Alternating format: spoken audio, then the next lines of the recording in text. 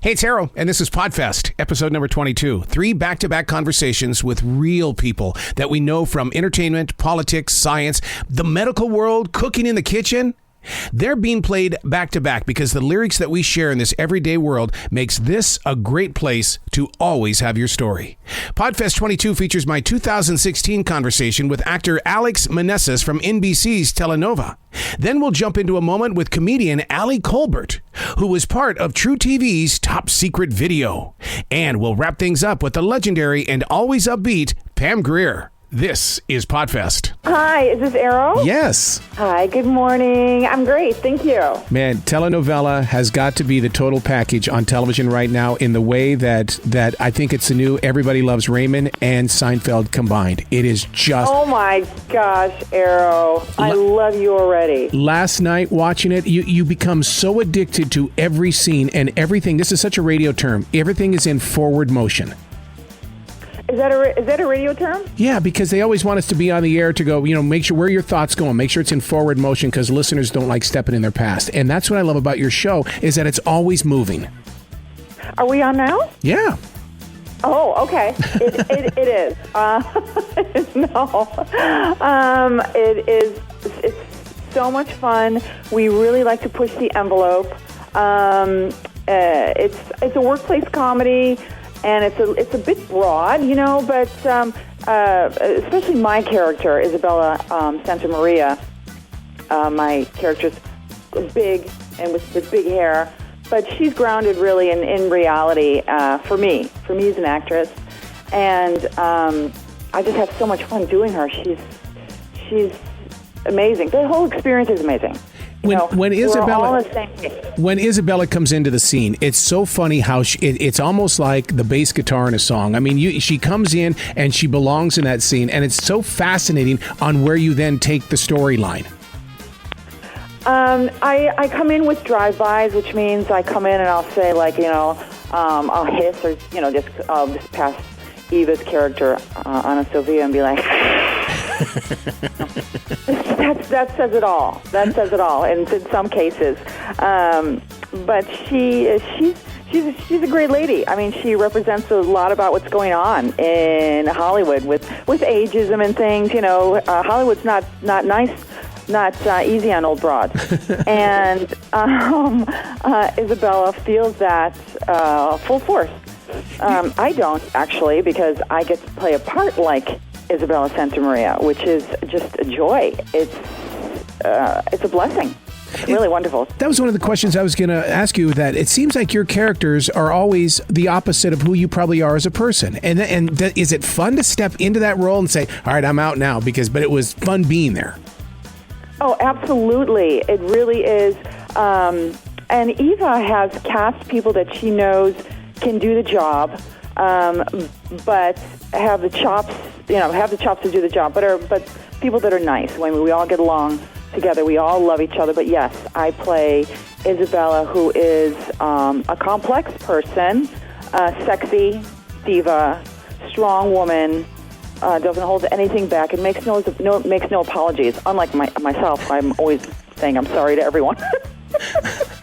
Do you envision yourself when you become that character? Are you picturing somebody inside your mind? Oh, absolutely. Isabella is a mixture of about 3 or 4 people, principally that I know, but also just a lot of abstract things like emotions. Just a lot of frustration, seduction. There's a lot going on with her. But yeah, definitely there are definitely a few people that pop into my mind, and that I sort of model her after. You remind me so much of Sophia Loren. Oh, really? Yeah.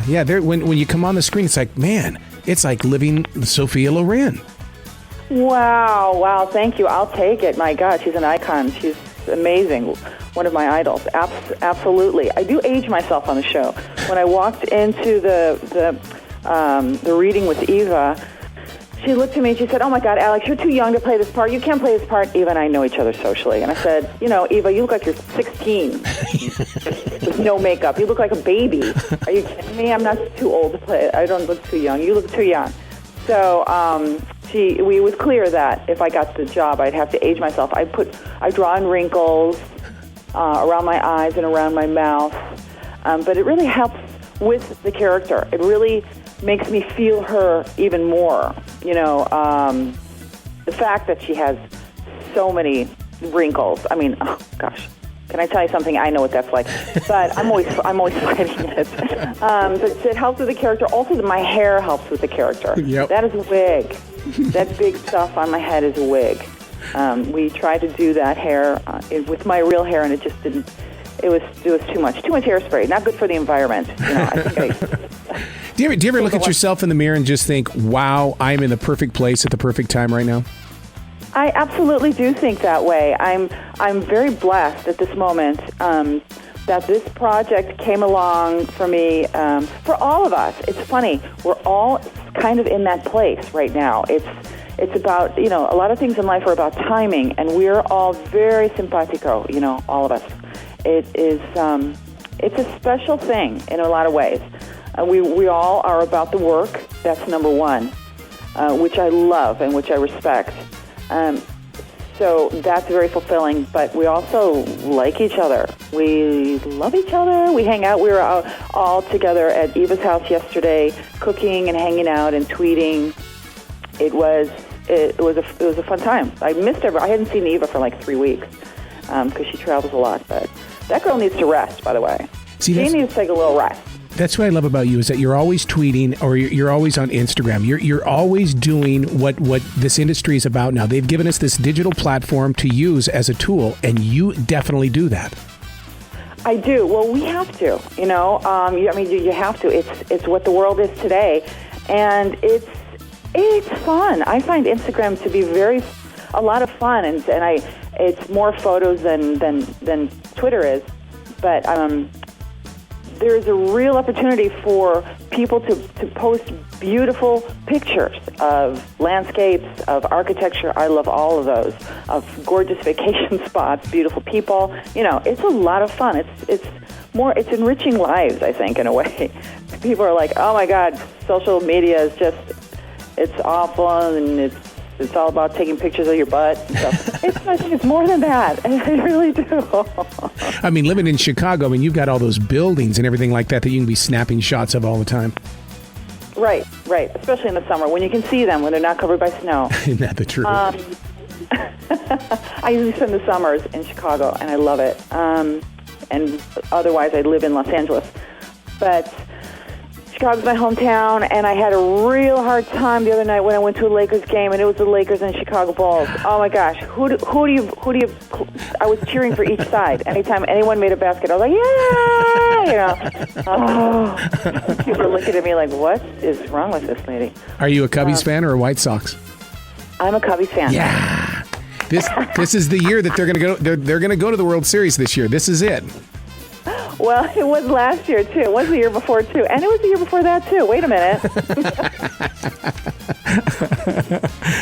How does it feel to be featured on the cover of Prism magazine? It's an honor. I'm so thrilled by that. It was such a fun shoot. It was all about jewelry and the Gem Association's competition for the best jewelry and the best designs in jewelry, and it's worldwide, and it was really an honor that they put me on the cover, and I was in Times Square yesterday. I had a billboard up there, and I'm having the time of my life. I really am. What can I say? Now, when you were on that photo shoot, did you become the character? Did you become the actress? or did you get to be you on that set? It's more about being me. Isabella is much too snarky to bring into a photo shoot like this. This photo shoot was about beauty. Isabella is about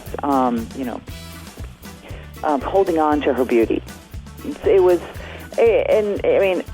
In the shoot, I just let it out. I let it all hang out. I'm like, here I am. Let's take a picture. It was fun. It was beautiful. I had great hair and great makeup and gorgeous costume or gorgeous dresses that they gave me. So I was feeling really glamorous, Arroe. I have to tell you. I was feeling pretty fab.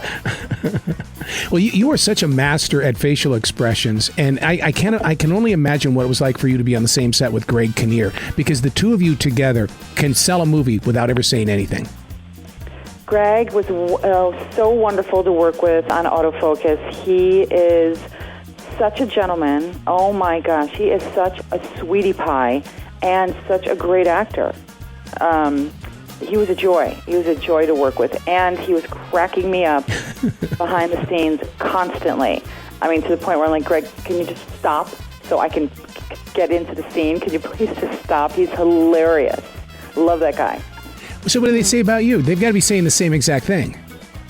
I don't know. I sure hope so. My facial expressions, my rubber face. I need to get some more Botox because it's obviously not working. My face is still moving around. Now, a lot of people on iHeartRadio don't realize that you are really committed to the community, and I really do want to thank you for what you're doing with the Children's Hospital as being one of the things that you invest a lot of time in. Oh, thank you. No, I have to thank Children's Hospital. I've been on the Board of Trustees for 11 years, and before that I was a volunteer.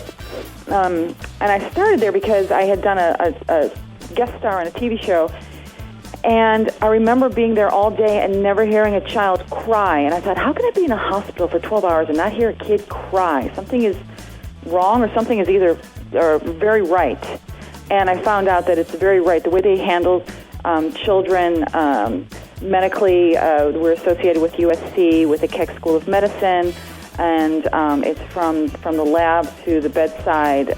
We're making breakthroughs in every respect, and I'm so very proud of that. And also my work with in Chicago with my old high school, Mother McCauley. I have the Alex Meneses Fund, and it's a single-gender Catholic girls' high school, which for me, from where I came from my neighborhood, to have the opportunity to go to a school like that, I have to say it saved my life. And I'm still committed to that school. And by the way, that is the largest all-girls school in the United States right now.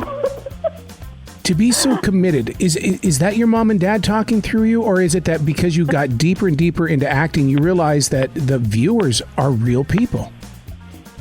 Oh, absolutely. I mean, well, it's both. My folks who live with me now, poor mom and dad,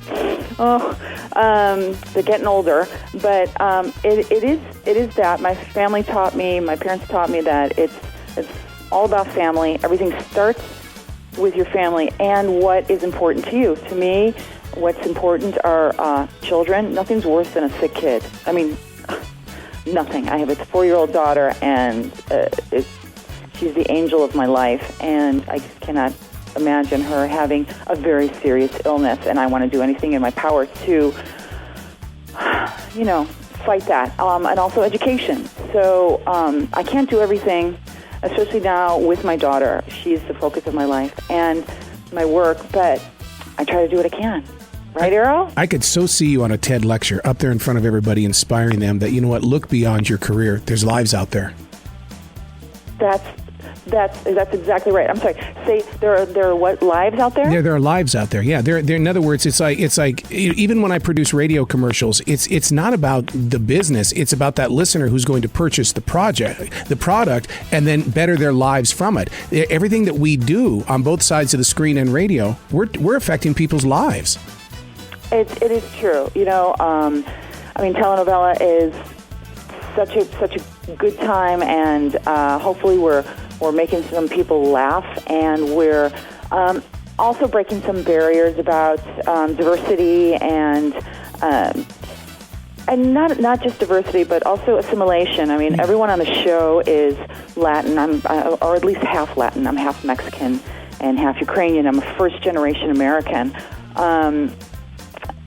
But we have a lot of women writers. We have writers of every color. But the point of the show is that it's a funny show. It's not like a Mexican show with sombrero jokes. It's just a show that's funny.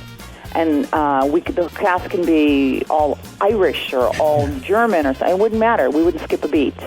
And so there's that in our lives that's important to me. I mean, I love doing the work. I love acting, and I love the fact that we are so diversified in our show, and we are showing the fact that yes, we're Latin. The cast is Latin, but you know what? We're American. I'm American.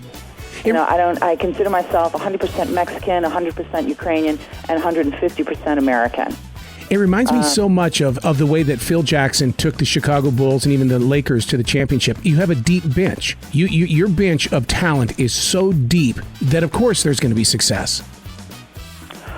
Well, you can only hope,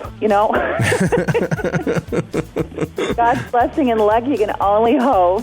But as long as I bring integrity to a part that I'm doing, that's success for me. If I go into an audition or into an interview and I feel good about what I had done, and I feel like I fulfilled what I wanted to do with the part, that's success for me.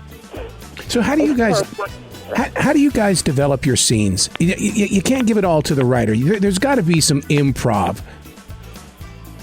We do improv. Yes. Behind the scenes, but the writers like us to stick to their writing. We will do the scene all the way through with just their words. We respect their words. They're genius writers. It's very funny. It's very easy to be funny. All you have to do is say what they write. But also, after we'll do one or two of those takes, they'll let us fool around, or else they will throw words at us or sentences and phrases. They'll say, you know what, why don't you change this to this and this to this? And, they let us get a little crazy. Not too crazy. We got a lot to shoot. We have a lot to shoot in 1 week, but we are able to have a lot of fun, and we do rehearse together before the scene starts. There's no time for slack.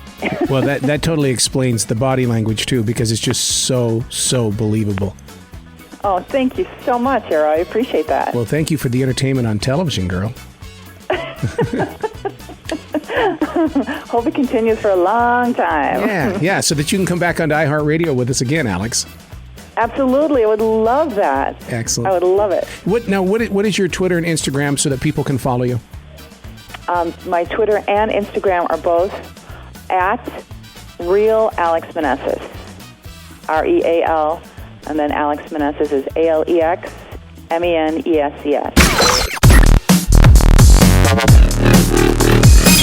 We are unplugged and totally uncut with Ali Colbert. Top Secret Video. Morning. How are you, Arroe? Fantastic. Man, I got to tell you about Top Secret Videos. My God, this is so original, so funny, and such a release from the COVID nightmare. So thank you very much for doing this. I feel you. Thank you for enjoying it. I love that it's a break from all of that that's going on. I mean, it's crazy. And it really creates the most unique connection with real people, because we all think we're buffoons, and you're providing a buffoon moment for a lot of people. Exactly. I mean, what a perfect time to step away and remember that we're all idiots. What is the process like for you to be a part of this on True TV? Because being on camera is one thing, but show prep is everything. Right. So, there are two parts of the show.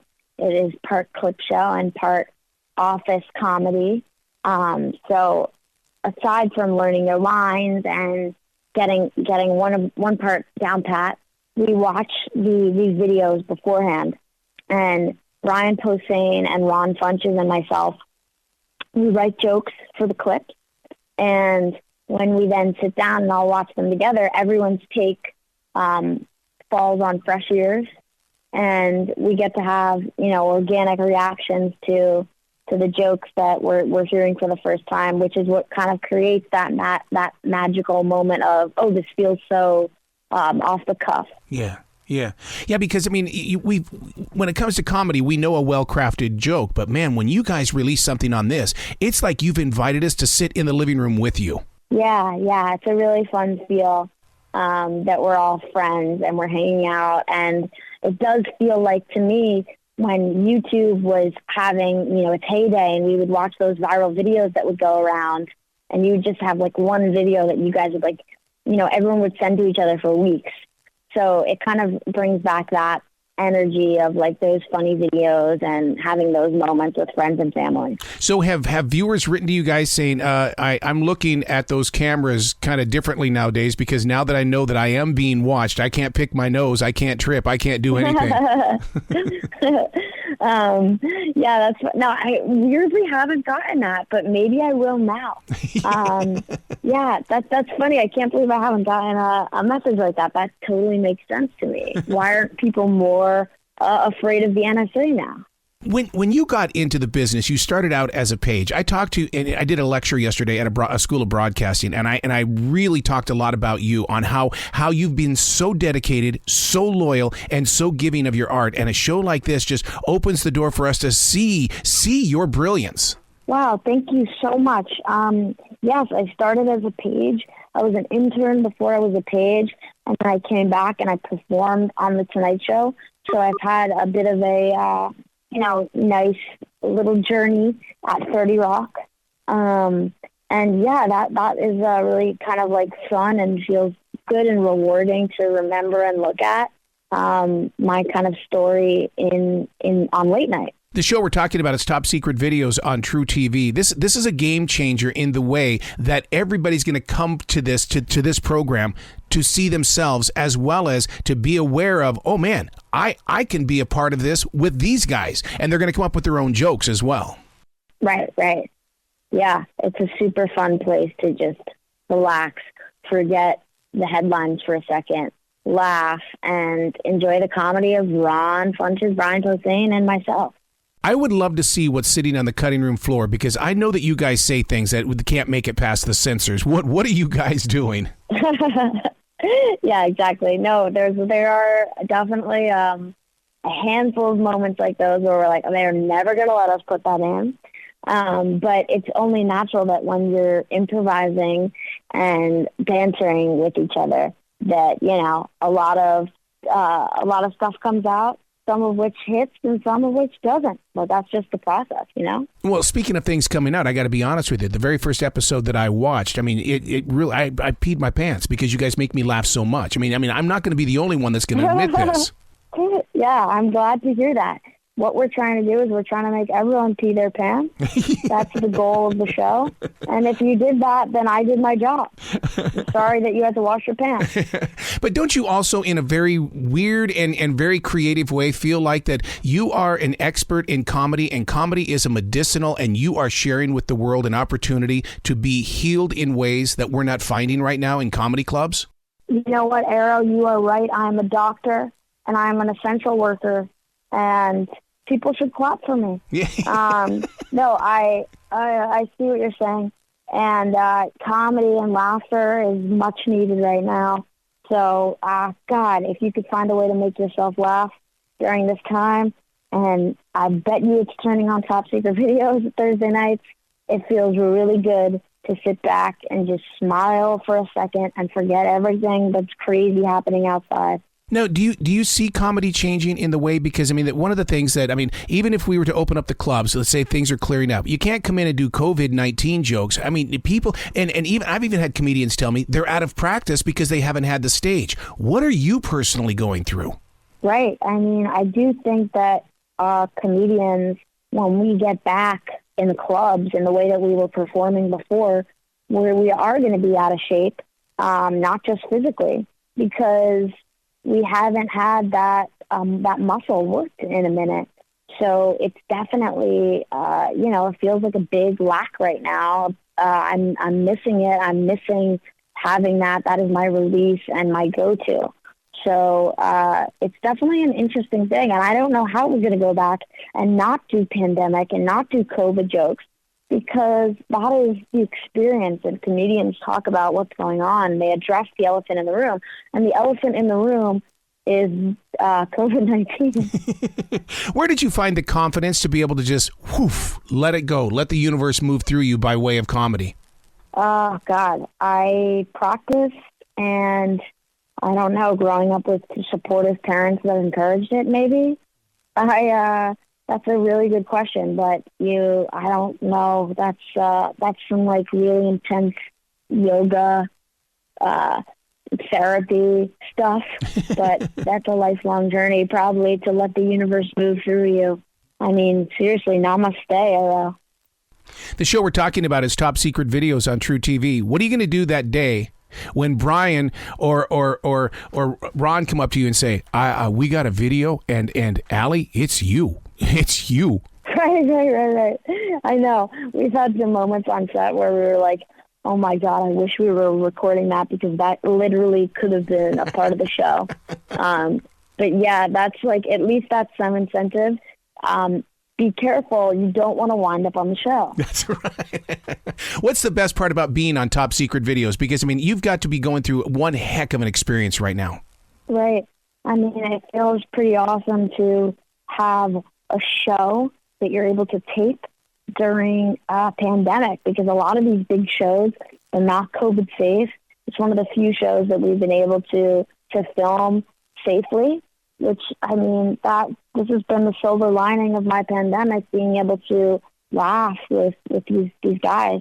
So I feel really blessed. Well, you're definitely a leader in laughter, and we do enjoy you on True TV's Top Secret Videos. Please come back to this show anytime in the future. The door is always going to be open for you, Ali. Thank you. I appreciate that so much. You be brilliant, okay? Thank you. You as well.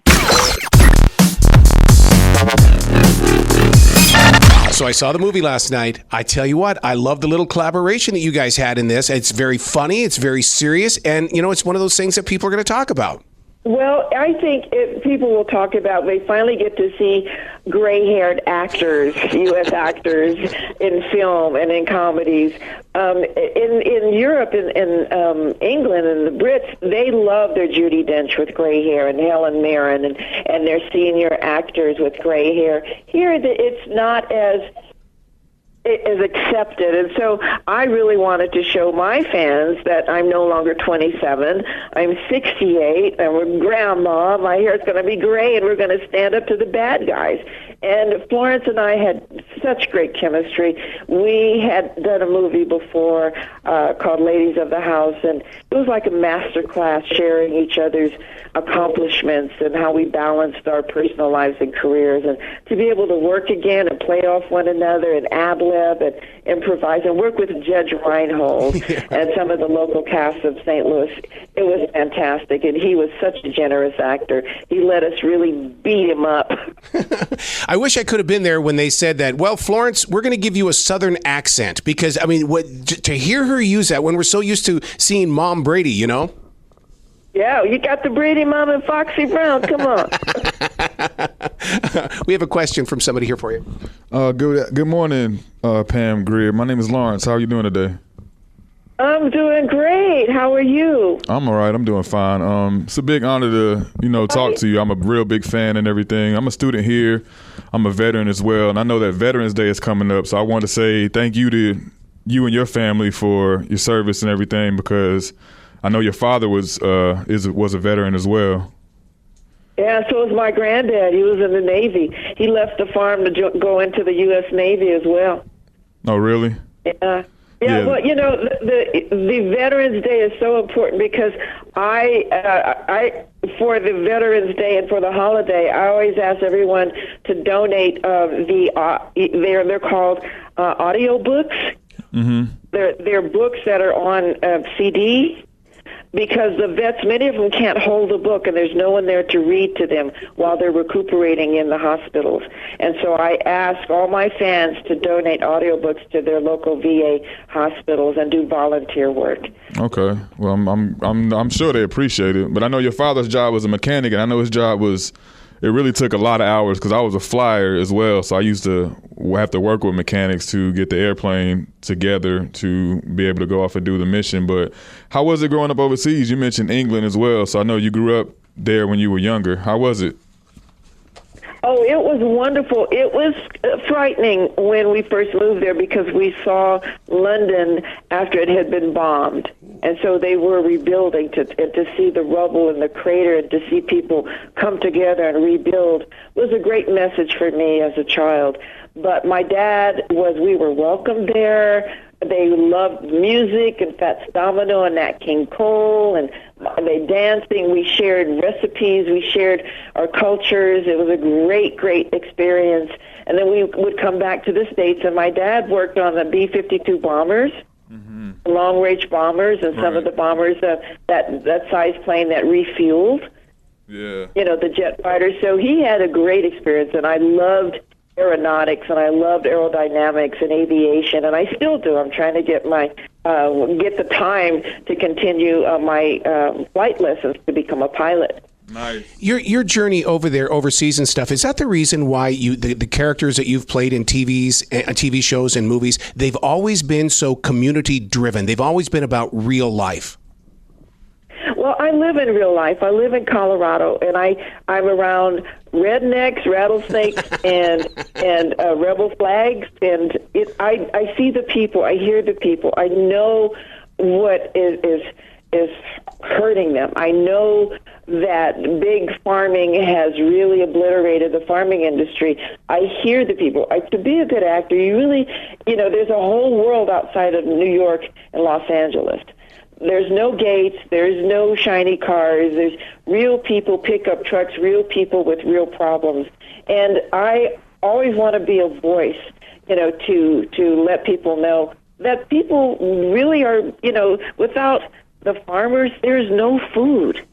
Yep. Farmers should not have to shut down after the first freeze. They should have greenhouses and co-ops with the farming subsidies that are available, and everyone should have organic food.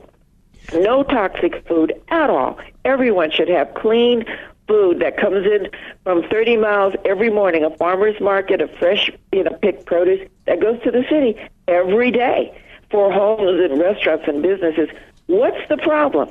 See, that sounds like what I went through, because I grew up in the state of Montana, and when irrigation came in, when they started bringing in the big irrigating pipes and all that kind of stuff, there was such a push to get it out of those creeks and get those pipes up there so that we could get more food for people. Except up in Montana, they wanted the corn and they wanted the wheat so they could ship it off to Russia. And that's exactly what they did. And by the way, that has since not been the case, because they're claiming they're getting cheaper corn and cheaper wheat from other countries. Right. And it left our farmers it basically with barren. Right now, you could fly over the farms and see nothing but dirt. And it's a shame, because they should have had not just a second or third cutting of wheat, or there's only one cutting of corn, but it's just not being productive. Farmers want to do what they do best, and that's farm. And I talk to them. I see them every day. And they're just wasting away, and it's sad, because I don't like what the politicians, it's like redheaded stepchildren. They kind of ignore them. They're like an afterthought. And I said, excuse me, we're taxing the water. Our lakes are getting dry. You fly over and you can see that a lot of water is drying up too quickly. All right. Yeah, Ms. Grier, this is Lawrence again. I've always, growing up watching your movies and things like that, I've always recognized that type of independence for you. So to me, you were like the beginning of Black Girl Magic, honestly. But today, do you go around and speak to any schools or do anything to help out like young women around today with all of your experience on being around the world and in the industry so long and doing so many positive things? All the time. I am on the road, not only when I am opening a film, but I was invited to Harvard, and I received the Du Bois Award for my charity and my contribution to the communities. I reach out, but I also learn from reading. And you try to give the girls of all ages, of all races, and all religions, the confidence to say, you have a choice. I know they call it feminism, but that's what it means, choices. You have choices to try to get an education, to be independent, and keep your family, who may not want you to be as educated, who may not want you to be as liberated.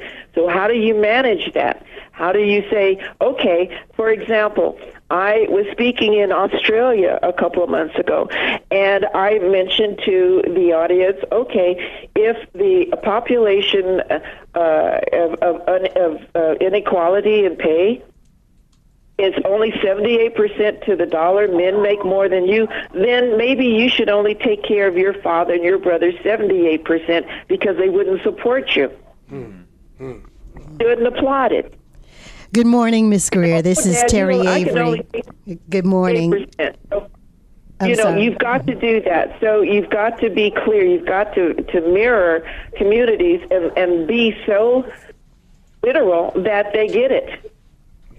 Yeah, good morning. This is Terry Avery, and you did come to speak at a For Sisters Only event several years ago in Charlotte, North Carolina. You were our keynote speaker at a radio station I was working at the time, and you delivered such a powerful message to the women there. And I tell you, to this day, people will talk about what you talked about during that time, and we really appreciate it. So I understand that you do a lot of speaking around the world. And do you get the reception from women looking up to you as a role model? I do. And I ask them questions. I engage. Where are they today in their community, a vast community? We're not a monolithic society. We're liberal women. We're moderate women. We're conservative. We're fundamental. And how do we share and how do we step over each other's boundaries? And how do we uplift? And main thing is economics and education for our children. You have to educate your children. You have to be educated so you can take care of your children. And if you don't have that balance in the family, then how do you do that? What is the struggle? And how will your children suffer? And you will have children. And you will have a future. Tomorrow will come. And if you don't, you have to have someone. There's always someone. It may not be in your family who gives you that one seed, that one light, flicker of light that says you can be. And if I am that, and I said, and many of you can do that, there's so many young women in your community. There's so many women, whether it's your church or your school or a Girl Scout group, there's always a mentor. Be a mentor. Share what you've learned, you struggled to learn. And it seems like the reception is just, I wish I had more days, more hours in the day, and more days in the year to go out and speak. And it has to be a mantra. It can't be just once a year, every convention. It has to be weekly, once a week. People meet and go over what have we done, what do we want to do, where are we lacking, how do we move ahead. And that has to be, daily, if not weekly. Once a year. You speak with such an open heart in the way that you are giving as well as teaching. When you brought up the thing about choices, so many people do shut themselves down because people around them don't give them the opportunity to make that choice. How were you able to grow outside of your seed and become the fruit that you are? Well, my grandfather was the first feminist in my life. And he was from a ranch in Cheyenne, Wyoming. And my great-grandmother, his mom, she owned a sugar beet farm in early 1900s and a hotel for the African Americans and Asians that worked on the railroads. She didn't have the obstacles. She just said, this is what I want to do, and I'm going to do it. And she did it and taught my grandfather a imagery of an independent woman. She would be considered a liberal and a moderate, and in some instances conservative, because she would whip your butt. You got out of line, she gonna get the Petri switch and whack you. So that's the conservativeness of her. And he taught all of us girls to hunt, fish, and shoot, bring the boat in, change tires. There was nothing a woman could not do. And he said, if a woman can do something, this is from a very rustic, black man from the Black West, all of them Underground Railroad. He said, if a woman can do something, a man will respect you. Right. And that's what my motto and mantra was, how to do something and be something. And if he is insecure about you in the family and doing things maybe better than he does, he's insecure, then he's toxic. Then there's, how do you uplift him where he was told that a woman shouldn't do those things? All right. And he's not going to allow a woman to be a classical pianist because she'll make more money. Right. So you just have to do it. Say, well, honey, here's $5,000 I made from the show, so let's go put a new roof on it. Let's go do this. So sometimes it's a show me. Uh-huh. Like how to do and show and tell. So you have to find that avenue. Water seeks its own level that says, I can do this. And you have to show them. You have to have the experience to go out. night school, people studying wherever they can to learn and bring something, bring their worth forth. Say, I can do it, and you haven't done it. It's empty. So the more you walk in with the confidence and knowledge of knowing how to do or be, or you want to, or you can achieve, you have discipline, you study. You know, I went to a group of churches, and all the pastors were male, and I said, okay, here's what I want to do. I want to just go to homes and see what is at the home for the children, what environment allows them to study. You can go after school and the parents aren't home, music is on, TV is on. That's not a study environment. I said, there's more churches than schools. How come we cannot turn some of these churches into after-school study programs to help our community? Ding, ding, ding, ding, ding, ding. All right. That is so true. I could talk to you forever. That is being done. There are more churches and schools, and they're empty. So you can bring in seniors and people who are retired to monitor, to help the kids study. College students can come in and tutor and help the kids study. How do we do that? How do we see the greatness in us? Because we tell each other we are great every day. Yes, ma'am. Your leadership is phenomenal. You got to come back on this show sometime in the future. The door is always going to be open for you, Pam. I will come back, and I will bring back even more messages of people who are saying they did those things. They found the greatness in them. You have to tell your children. They may have done nothing, but the fact that they're trying to make their bed or get dressed, you let them know they are great. Supply them with books. Find books. Subaru, one of my corporate sponsors, makes sure that schools and organizations get tons of books for children that they as soon as they read it, they don't have to pay for it. Pass it down to other people, other kids. It's amazing. It's doable. It can be done, and I can't wait to share with you next year when I promote a movie I did with Sybil Shepherd and James Brolin. I'm sure I'll be back in your studio again, and we'll talk about where we've been.